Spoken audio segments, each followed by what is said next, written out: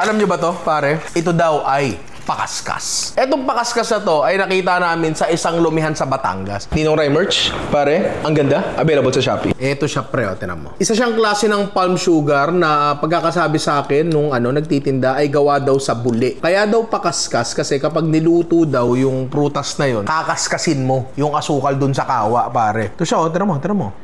Yun. So, para siyang si Alvin, parot siya, pero hindi siya sobrang tigas. Tikman natin.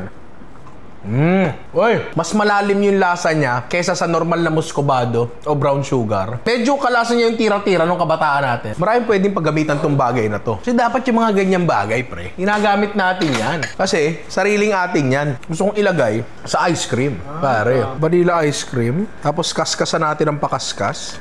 Yan. Para lang texture, no? Tingnan natin konti sesame seeds. Masarap siya, pero eto mas masarap. Asin. Para siyang salted caramel, pre, na ice cream. Pero teka lang, nakita ko to. Masarap daw yan kapag may olive oil.